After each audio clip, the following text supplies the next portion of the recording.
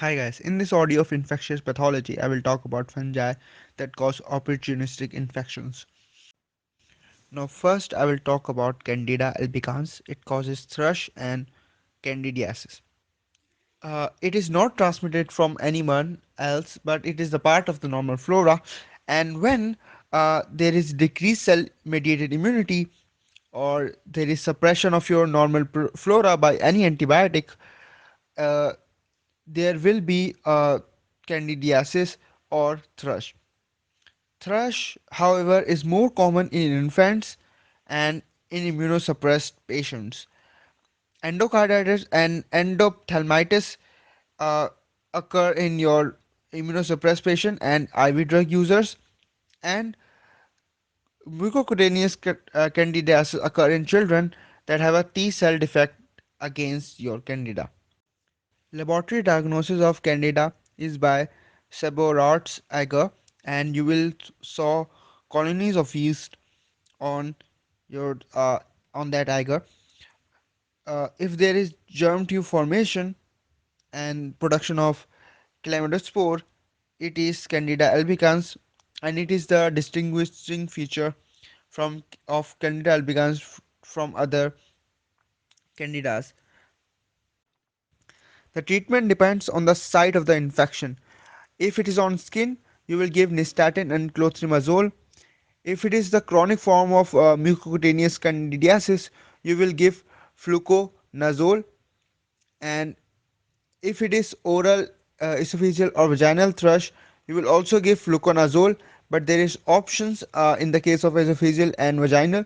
In esophageal uh, thrush, you can also give caspofungin instead of your fluconazole, and in the case of vaginitis, you can also give intravaginal clotrimazole instead of your fluconazole. Now moving forward to the Cryptococcus neoformans, which causes your cryptococcosis or cryptococcal meningitis. Now this disease is caused by the inhalation of your airborne yeast cells, and it can also occur in immunocompetent patients if they inhale the large amount of these organisms. These organisms are mainly found in the pigeon droppings, and reduced cell immunity actually predisposes to severe disease. Cryptococcus neoformans causes influenza-like syndrome or pneumonia. They spread via the blood to the meninges and then thus causes meningitis. Laboratory diagnosis is made by observing India ink preparations of the spinal fluid, in which you will observe encapsulated yeast.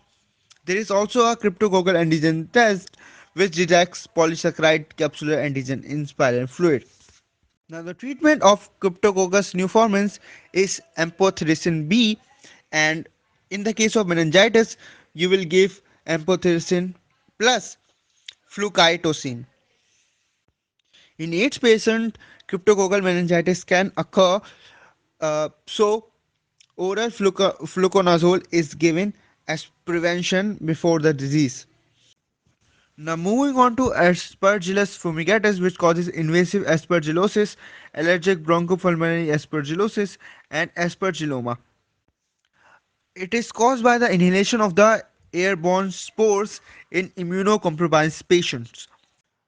This organism actually invades the blood vessels and causes thrombosis and thus infarction. In the patient of a tuberculosis, those have a lung cavity, they form fungal ball which is known as aspergilloma, and if the patient is asthmatic, it will causes allergic bronchopulmonary aspergillosis, which is mediated by the IgE antibody. Now the laboratory diagnosis is by Seborrhei's agar, in which you will find the characteristic septate hypi that has a V-shaped angle, which is also known as your low angle branching. Serological tests can also be helpful in detecting the type of your uh, infection. In the patient of aspergilloma, you will find increased IgG, and in the patient of your acute bronchopulmonary aspergillosis, you will find increased IgE. Now, the treatment depends on the type of the infection. In the aspergillosis, you will give amphotericin B, or you can give voriconazole. In cases of fungal ball, that has to be surgically removed. And in cases of allergic bronchopulmonary aspergillosis, you have to give corticosteroids plus itraconazole. Now moving on to the last one, that is mucor and rhizopus species. It causes mucormycosis and it is transferred through airborne spores. They causes opportunistic infection in patients suffering from diabetes, uh, from ketoacidotic diabetes and leukemia patients. They invade the mucosa and progress into the underlying tissue, causing necrosis and thus infarction. It is also cultured on your subrots agar, and you will find characteristic non-septate hyphae that branch at wide angle.